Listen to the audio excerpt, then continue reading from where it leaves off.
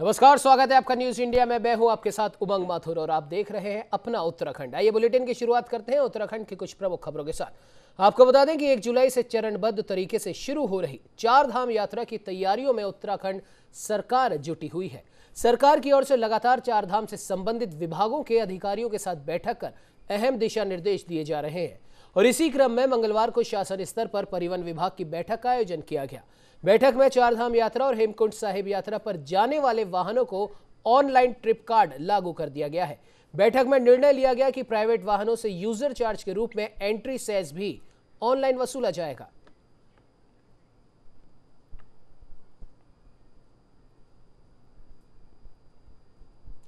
तो वहीं आपको बता दें कि कोरोना की दूसरी लहर के कारण और कोविड संक्रमण की बढ़ती रफ्तार के कारण 4 धाम यात्रा को स्थगित किया गया था और साथ ही साथ हेमकुंड साहिब व तमाम पर्यटन की दृष्टि से जुड़े यात्राओं को भी स्थगित कर दिया गया था। लेकिन अब जैसे जैसे कोरोना के केसेस कम हो रहे हैं, दूसरी लहर से हम जैसे जैसे निजात पा रहे हैं, वैसे ही उत्तराखंड जो कि एक पर्यटक राज्य है, अपनी पर्यटन की गतिविधियों को वापस से शुरू कर रहा है।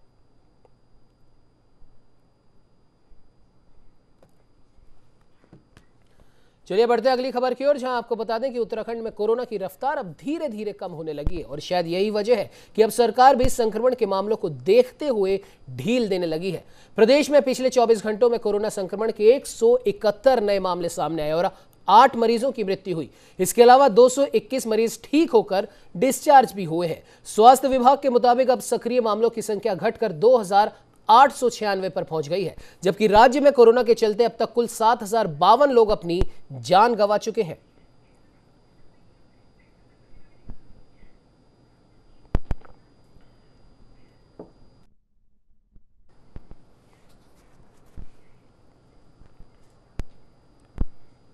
तो वहीं आपको बता दें कि काशीपुर में लंबे समय से चले आ रहे देह व्यापार पर जबरदस्त चोट पहुंचाते हुए काशीपुर कोतवाली पुलिस ने सेक्स रैकेट का भंडाफोड़ किया है। पुलिस ने एक मकान पर छापा मारकर महिलाओं और पुरुषों को आपत्तिजनक स्थिति में पकड़ा। पुलिस ने आरोपियों के खिलाफ केस भी दर्ज कर लिया और इस दौरान मीडिया से बात करते हुए अपर पुलिस अधीक्षक प्रमोद कुमार ने बताया कि देर रात पुलिस की टीम ने मुखबिर की सूचना के आधार पर छीना फार्म ढकिया गुलाबों के एक घर में छापा मारकर सेक्स रैकेट में महिलाओं और पुरुषों को गिरफ्तार किया।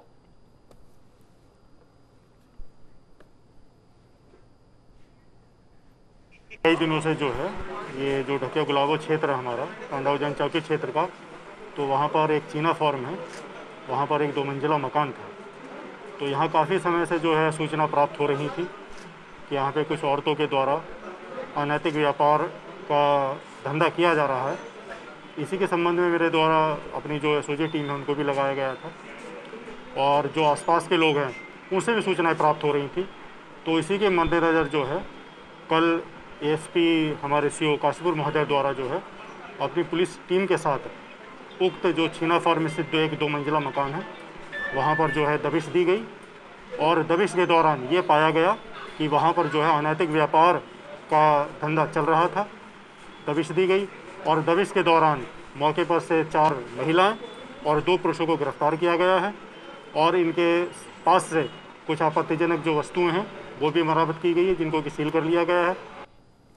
तो मैं आपको बता दें कि उत्तराखंड विधानसभा चुनाव 2022 में अब कुछ ही समय शेष रह गया है। ऐसे में सभी राजनीतिक पार्टियां अपने अपने तरीके से जनता को लुभाने में लगी हैं। तो वही चुनावी सीजन को देखते हुए राज्य स्थापना दिवस पर सरकार राजकीय स्कूलों में अध्ययनरत 11वीं की छात्राओं को टैबलेट दे सकती है।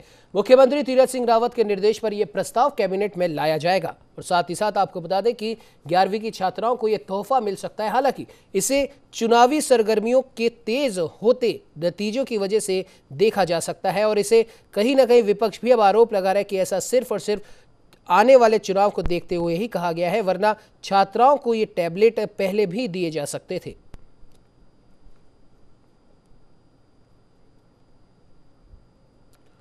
तो इसी खबर पर ज्यादा जानकारी के लिए राजधानी देहरादून से हमारे साथ संवाददाता प्रियंका जगोरी हमारे साथ फोन लाइन पर जुड़ चुकी है। प्रियंका, जानना चाहेंगे जिस प्रकार से चुनावी सरगर्मियां अब उत्तराखंड में भी तेज हो चुकी हैं, सभी प्रमुख पार्टियां अपनी अपनी कमर कस चुकी हैं, तो वही सत्ताधारी पार्टी के मुखिया तीरथ सिंह रावत ने अब ये फैसला लिया है कि 11वीं की छात्राओं को टैबलेट बांटे जाएंगे। हालांकि विपक्षी अलग आरोप लगा रहे हैं कि ऐसा सिर्फ और सिर्फ चुनावी स्टंट के तौर पर किया गया है। क्या कहना चाहेंगे प्रियंका? बिल्कुल उमंग, जिस तरीके से अब चुनाव में कम ही समय बचा है, विधानसभा चुनाव 2022 में होना है, तो इसके मद्देनजर तमाम जो राजनीतिक पार्टियां हैं वो सक्रिय मोड में आ गई है।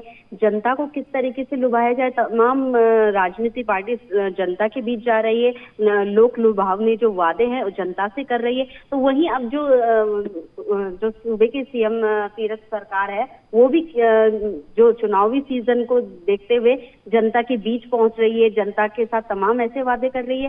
तो कहीं ना कहीं जिस तरीके से एक ये जो बात सामने आई कि जो 11वीं के छात्र हैं उनको लिए टैबलेट सरकार देगी। हालांकि अभी ये जो प्रस्ताव है वो कैबिनेट में रखा जाएगा। उसके बाद कैबिनेट जब इस पे मंजूरी देगी तो उसके बाद जो स्थापना दिवस 9 नवंबर को मनाया जाता है उत्तराखंड का, उस दिन ये टैबलेट जो है छात्राओं को बांटे जाएंगे। तो कुल मिलाकर देखा जाए ये एक तरीके से 2022 जो चुनाव है और नजदीक, उसको लेकर जो जनता को लुभाने के लिए एक रणनीति कह सकते हैं यहाँ पर सरकार की।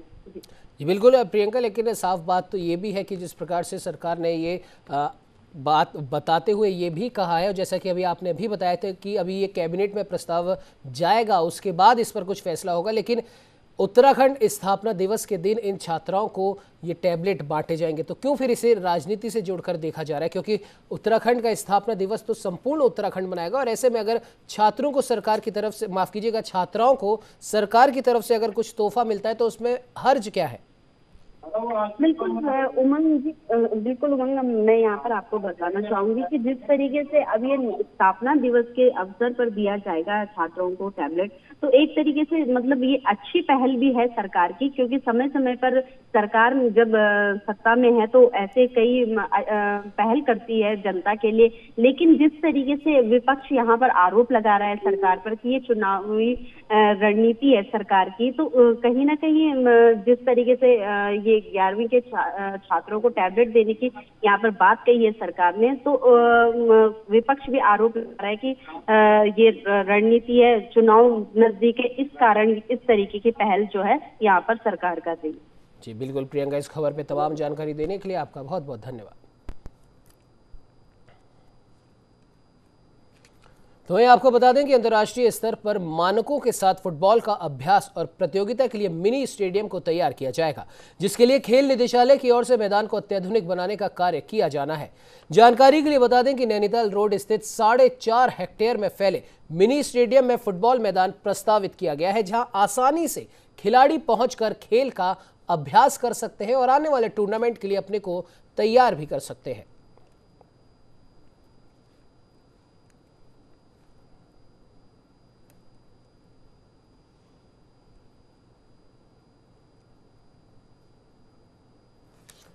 तो वहीं उत्तराखंड हाईकोर्ट ने हरिद्वार कुंभ के दौरान कोविड जांच में धोखाधड़ी करने के आरोपी मैक्स कॉर्पोरेट सर्विसेज ने पुलिस एफआईआर की वैधता को चुनौती देने वाली याचिका पर सुनवाई की।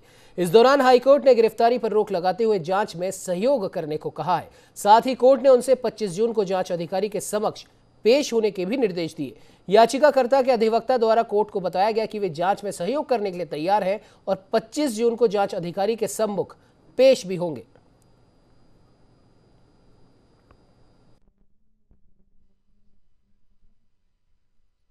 आज मैक्स कॉर्पोरेट सर्विसेज की तरफ से ऑनरेबल कोर्ट के सामने हमने अपने आर्गुमेंट रखे थे। हमारा primary concern protection from arbitrary arrest है इस मैटर में, और ऑनरेबल कोर्ट ने हमको Arnesh Kumar versus state of Bihar के केस की लाइट में प्रोटेक्शन भी ग्रांट की है, और हमको फर्दर डायरेक्शन दिया है कि हम 25 तारीख को इन्वेस्टिगेटिंग ऑफिसर के सामने अपीयर हों और अपने बयान दर्ज कराएं। हमारा शुरू से इस केस में हमारे क्लाइंट का कंसिस्टेंट स्टैंड है कि कोई भी एलिज स्कैम में हमारा इन्वॉल्वमेंट नहीं है, और जिस भी तरीके से इन्वेस्टिगेटिंग ऑफिसर कोऑपरेशन चाहते हैं हम 25 तारीख को उनके सामने अपीयर होंगे।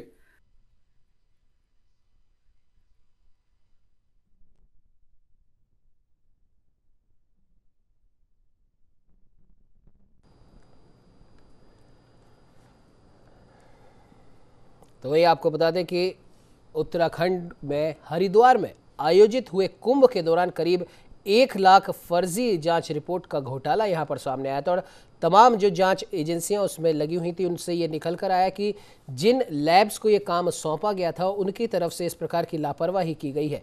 अब उन तमाम लैब पर हम कह सकते हैं कि पुलिस प्रशासन के द्वारा कार्रवाई की गई है, लेकिन उन लैब मालिकों ने अपने अधिवक्ताओं के माध्यम से ये कहा है कि हम हर प्रकार की जांच में सहयोग करने को तैयार हैं। तो वहीं हाईकोर्ट ने भी उन्हें थोड़ी सी रिलैक्सेशन देते हुए ये भी कहा है, उनकी गिरफ्तारी पर रोक लगाई है और जांच में सहयोग देने को कोर्ट ने भी उनसे कहा है। तो वहीं इसी खबर पर ज्यादा जानकारी के लिए हमारे साथ हमारे संवाददाता कांतापाल फोन लाइन पर जुड़ चुके हैं। कांतापाल, जानना चाहेंगे क्या कुछ अपडेट है अभी तक इस खबर पर? जी बिल्कुल उमंग, मैं आपको बता दूं, आज हाईकोर्ट में यहाँ पे जो कोरोना जांच मामले में धोखाधड़ी के मामले में यहाँ पर एक जनहित याचिका दायर हुई थी, जिसको लेकर लैब यहाँ पे जो वहाँ पे टेस्टिंग कर रही थी वो उसमें उन्होंने उसको चुनौती दी थी, जो FIR वहाँ उनके खिलाफ दिखाई गई है। तो जिसमें आज हाईकोर्ट ने सुनवाई की है और सुनवाई करते हुए याचिका को यहाँ पे उमंग निस्तारित भी कर दिया है। हाईकोर्ट का कहना है कि जो लैब है ये वहाँ अधिकारी के सम्मुख 25 जून को उपस्थित हों और जो भी सहयोग सरकार चाहती है, जो भी इसमें अधिकारी चाहते हैं, वो वहाँ पे उन्हें किया जाए ताकि जो ये जो धोखाधड़ी का मामला सामने आया है वो उजागर हो सके। जी उमंग। जी बिल्कुल कांतापाल, और जानना चाहेंगे जिस प्रकार से मैक्स कॉर्पोरेट की तरफ से भी कहा गया है, जैसा कि आप भी बता रहे हैं कि उन्होंने साफ कर दिया है कि हम जांच में हर प्रकार का सहयोग करने को तैयार हैं। तो ऐसे में अब ये जो केस है 1 लाख फर्जीवाड़ी माफ़ कीजिएगा 1 लाख फर्जीवाड़े तरीके से जो ये जांचें हुई हैं, जिस वजह से कहीं ना कहीं कोरोना के आंकड़ों में भी हम कह सकते हैं कि डिफरेंस वहां पर देखा गया। तो ऐसे में अब आपको क्या लगता है कि आगे ये कार्रवाई किस और जाती दिखाई दे रही है? जी बिल्कुल उमंग, अगर कार्रवाई की बात की जाए तो जो यहाँ पे इन्होंने चुनौती दी है, इनका साफ तौर से कहना है कि हमने जो कोविड जांच के लिए 2 लैबों को अनुबंध किया था वो सरकार से मान्यता प्राप्त हैं। ये उनकी तरफ से अगर कोई धोखाधड़ी की गई हो तो इसमें वो जांच के लिए सहयोग है। अब देखने वाली बात ये होगी कि उमंग की जो धोखाधड़ी लैब की तरफ से की गई है उसका पर्दाफाश सरकार कैसे करती है। जी उमंग। जी बिल्कुल, इस खबर पे तमाम जानकारी देने के लिए कांतापाल आपका बहुत बहुत धन्यवाद।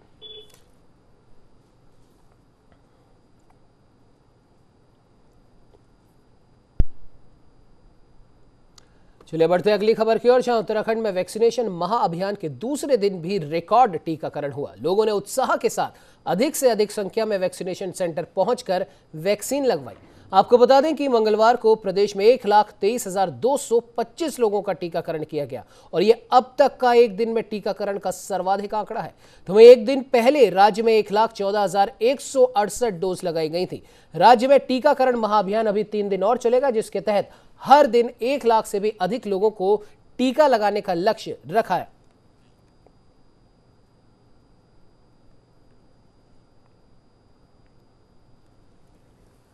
को बता दें कि नशे के खिलाफ ऋषिकेश पुलिस का अभियान लगातार जारी है और इसी क्रम में कोतवाली पुलिस ने चेकिंग के दौरान एक कार को रोककर उसकी तलाशी ली, जिसमें से अवैध रूप से लाई जा रही 4 पेटी अंग्रेजी शराब बरामद की है। फिलहाल पुलिस ने कार चालक को हिरासत में लेकर आबकारी अधिनियम के तहत मुकदमा दर्ज कर लिया और मामले की जांच शुरू कर दी है।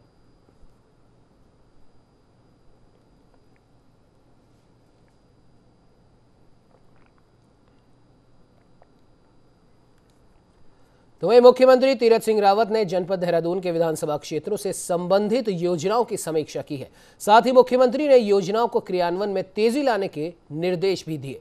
मुख्यमंत्री ने सभी विधानसभाओं में आंतरिक सड़कों के सुधारी कार्य, पेयजल, नलकूप, बाढ़ सुरक्षा कार्य से संबंधित प्रस्तावों को मंजूरी दी। साथ ही इनके निर्माण में तेजी लाने के भी निर्देश दिए गए हैं।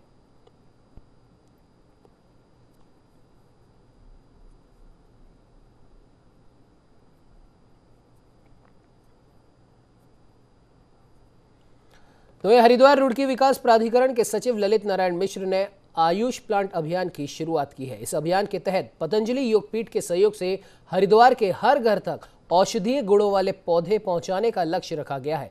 आज पतंजलि योगपीठ के महामंत्री आचार्य बालकृष्ण और HRDA के सचिव ललित नारायण मिश्र ने 20 सामाजिक संगठनों से जुड़े लोगों को पौधे बांटे। इस दौरान आचार्य बालकृष्ण ने HRDA सचिव के इस अभियान की सराहना की। अभियान में हमने औषधीय पौधों का वितरण हरिद्वार में शुरू किया है और ये चाहा है कि हर घर में आयुर्वेदिक पौधे रहें, जिससे लोगों की इम्यूनिटी बढ़े और लोग स्वस्थ रहें। इस अभियान में हमने एलोवेरा, तुलसी और गिलोय इन पौधों का वितरण आज किया है और इसमें जो हमें सहयोग दे रहा हो पतंजलि के माध्यम से हमें पौधे निःशुल्क प्राप्त हुए हैं और विभिन्न संगठनों के माध्यम से इसे घर घर पहुंचाने का हम प्रयास करेंगे।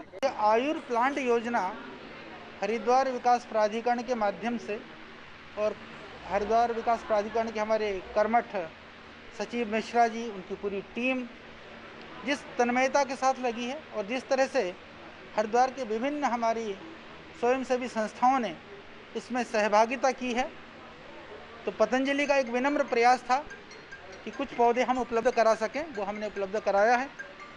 इससे हरित क्रांति के साथ साथ में जो हरिद्वार हरि का द्वार है, ये हरिद्वार हरित द्वार भी बने, हरा भरा हो, वनस्पतियों से परिपूर्ण हो। इस दिशा में एक बहुत सुंदर प्रयास है। हमारे सचिव साहब मिश्रा जी और हमारे सीएफओ साहब।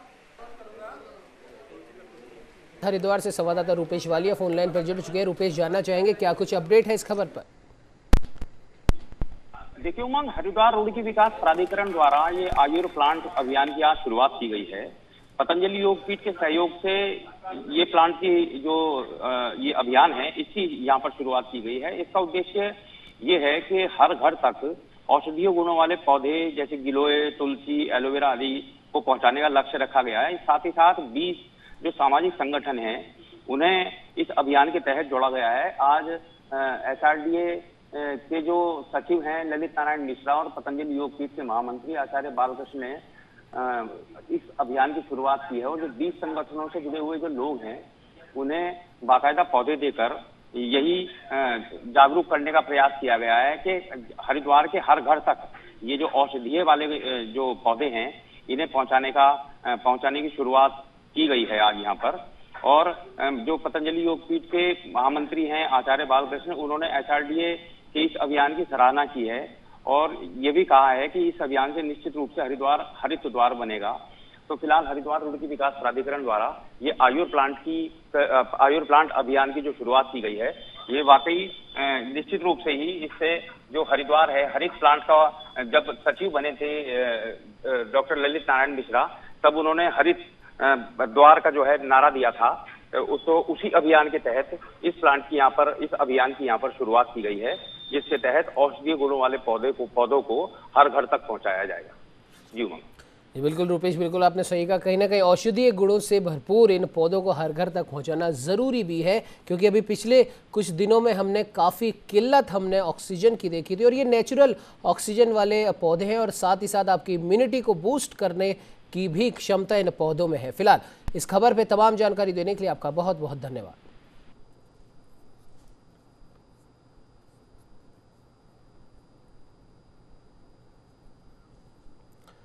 तो वहीं कोरोना के चलते लंबे समय से बंद पड़ा विश्व प्रसिद्ध जागेश्वर मंदिर आखिरकार श्रद्धालुओं के दर्शनों के लिए खोल दिया गया। हालांकि कोरोना काल के चलते मंदिर के खुलने के बाद पहले दिन श्रद्धालुओं की भीड़ नदारद दिखी, तो वही श्रद्धालुओं को स्क्रीनिंग के बाद ही मंदिर में प्रवेश दिया जा रहा है। दर्शन सुबह 7 से शाम 7 बजे तक ही होंगे। फिलहाल मंदिर में केवल दर्शन की अनुमति दी गई है। पूजा और अन्य कर्मकांड ऑनलाइन तरीके से ही आयोजित किए जाएंगे।